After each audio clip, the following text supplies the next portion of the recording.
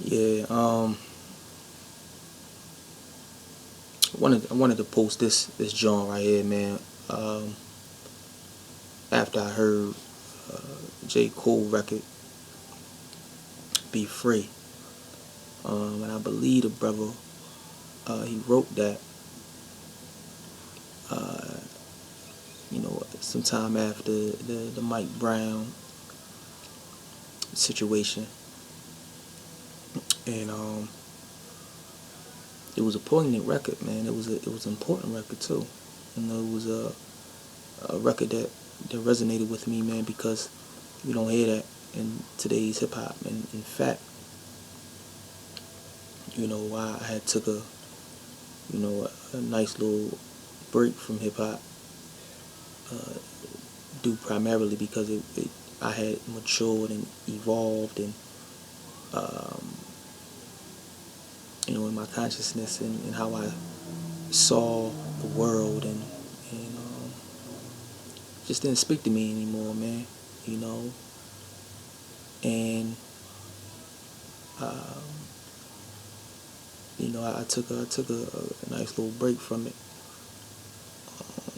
So I actually don't even really know too much about J. Cole, man. I know he got a couple hit, records. And a lot of people feeling, they digging. Him and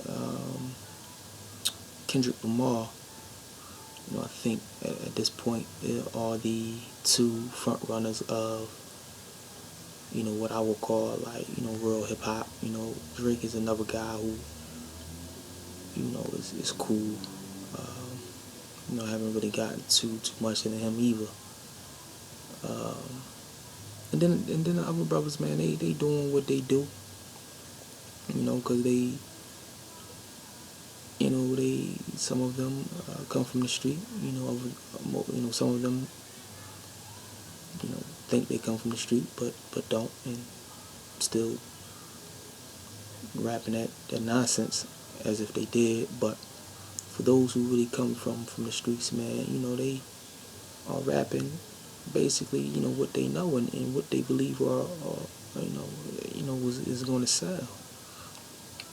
So I don't really, judge them brother too heavily. They ignorant to sort of the to white supremacy, and how white supremacy operates, and how it is, advantageous to, black creativity, and how it exploits it, and how it ultimately, you know, infiltrates and take over, and then use it instead, um, to further enslave and further perpetuate uh, the negativity within our community, man. But for the brothers who are bold enough and courageous enough to uh, rap and stay true to their craft, man, much love to. Lupe Fiasco is another brother. Nas,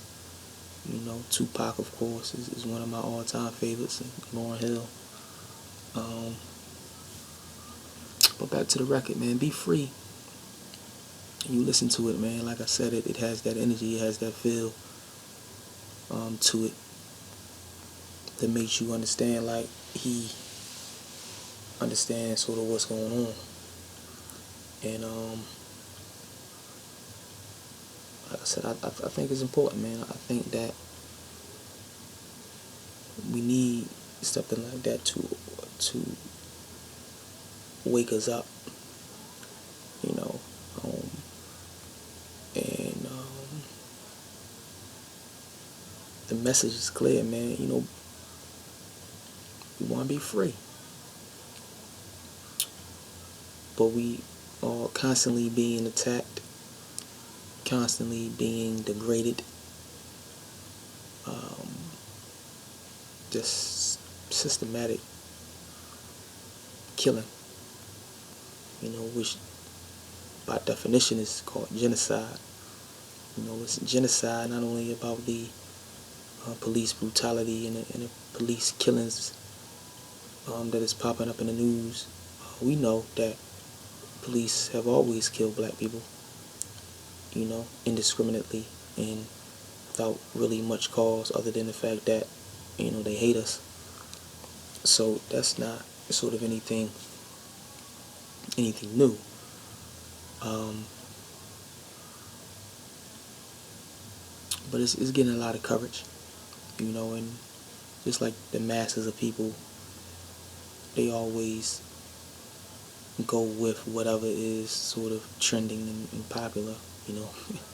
And it's funny I say that, man, because it sounds crazy because it's popular to talk about black people getting murdered by police officers. Um, but after a while, man, people not really looking into it, like they should. And the problem right now is the fact that, we are again in a war. And, we hear black intellectuals and our scholars and activists say that.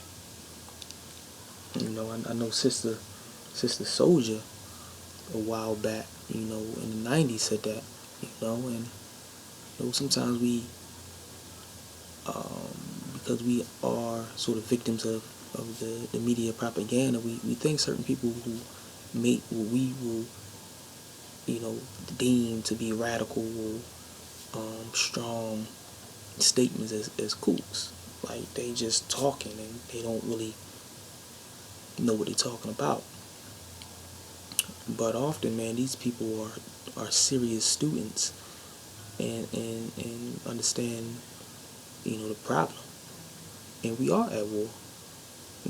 It's a not a war that always entails, you know, blatantly shooting us in the streets. But the war is multifaceted and all interconnected, because the war is the young brothers and sisters who go into these public schools and being drugged and diagnosed and then put on medication, and then suspended and often arrested and given a record, a criminal record, man, at 10 years old, and being miseducated and undereducated and being constantly ridiculed and mocked and scorned in these schools. And that's genocide. It's genocide when you see nothing but cakes and pies and soda and juice and that nonsense in our communities, and cheesesteaks and french fries and chicken.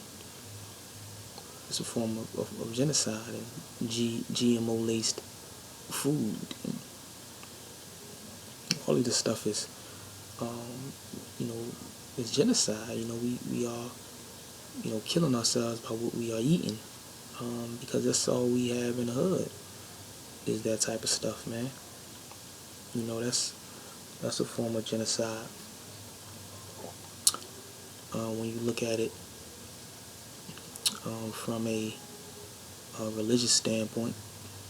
That's a form of genocide too. you know Spiritual genocide, waiting for a make-believe figure to come down and save us, and we've been waiting for him for about 1,000 years, man, to take us out of the situation, and it hasn't happened yet. So we see a genocidal assault. Black male homosexuality, female lesbianism is a form of genocide as well. Planned Parenthood, which actually came from Sister Margaret Singer, who was a blatant racist, and who was sterilizing our females and the whole nine, and giving them birth control, not because they necessarily gave a fuck about black women, but because they wanted to control the population and stop us from reproducing. Medical the medical institution is also a form of genocide. So you look at it from so many different levels, and then I'm just trying to speak um, off the top of my head about some of the things that we are encountering in this country um, that is genocidal.